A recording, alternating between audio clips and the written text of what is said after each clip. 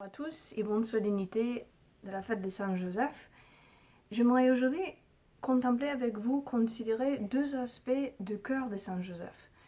Et d'abord, il ne faut pas oublier le contexte de la vie historique de Saint-Joseph. Donc Saint-Joseph, il était évidemment le père adoptif de Jésus, mais il était dans un temps aussi très difficile.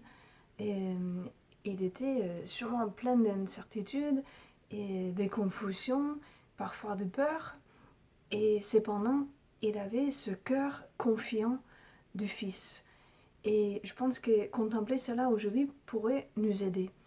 Donc Joseph, il était dans ce contexte et il écoutait la parole de Dieu. Il écoutait la parole de son Père avec confiance. Et surtout, ce que nous pouvons voir, c'est que ce peur que peut-être il expérimentait, ou cette incertitude comme nous aujourd'hui, ne le paralysait pas. Non, je pense que souvent quand nous avons des moments où il y a beaucoup d'incertitudes, on ne sait pas ce qui va être demain, on peut être paralysé même dans notre relation avec notre Père, avec le Seigneur. Et Saint Joseph, souvent il n'y a pas beaucoup de paroles de Dieu par rapport à lui, mais ce qu'on lit, c'est quand il entend une parole, chaque fois, il se met debout et il se met en route.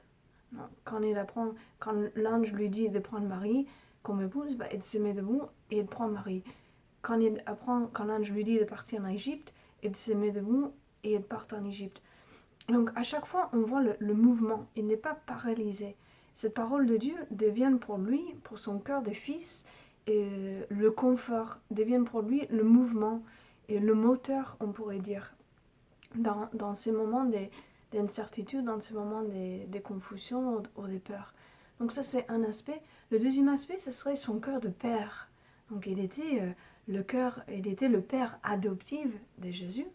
Et il vit avec ce cœur de père. Et il nous introduit dans la Sainte Famille. Il nous aide. Et on voit bien que Joseph, et c'est très bon, non, quand l'ange lui dit que le Fils, que Jésus il est en danger, Joseph, comme je dis avant, il prend le Fils et Marie des nuits et ils partent en Égypte.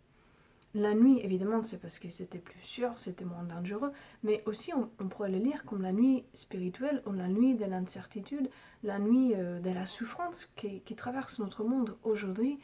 Et Joseph, il a cette protection, il a ce cœur de père qui prend Marie, qui prend Joseph, il protège sa famille, il protège les personnes qu'il aime et le réconfort. Et je pense que dans notre situation d'aujourd'hui, nous aussi, nous sommes appelés à vivre avec ce cœur de père de Saint Joseph. D'abord, et laisser que Joseph prenne soin de nous. Laisser que Joseph nous apprendre à vivre dans la Sainte Famille, à prendre Marie et Jésus chez nous, mais aussi nous-mêmes de pouvoir vivre avec ce cœur de père, avec ce cœur qui aime.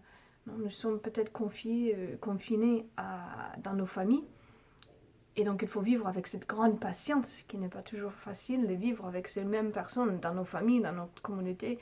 Et donc vivre avec cette patience, ou peut-être pas, peut-être on est seul, mais pouvoir vivre, avoir ce cœur qui aime, qui sort à la rencontre, pas physique évidemment, mais peut-être appeler quelqu'un, écrire une lettre à quelqu'un, et envoyer un message à quelqu'un qui est seul, qui aurait besoin de nos paroles, de courage. Donc ce cœur du Père, Joseph, il laissait que l'amour il laisse toujours que l'amour soit le moteur de sa vie, de sa journée. Et nous aussi, dans ce moment, on est appelés à être créatifs avec notre amour. Comment protéger, comment aimer, et comment vivre, comment transmettre aussi notre foi dans ces moments qui sont un peu spéciaux, qui sont difficiles. Donc vivons cela ensemble, demandons à Saint Joseph aujourd'hui, nous l'avons ici, demandons à Saint Joseph aujourd'hui de nous aider et de nous apprendre à vivre toujours au sein de cette sainte famille.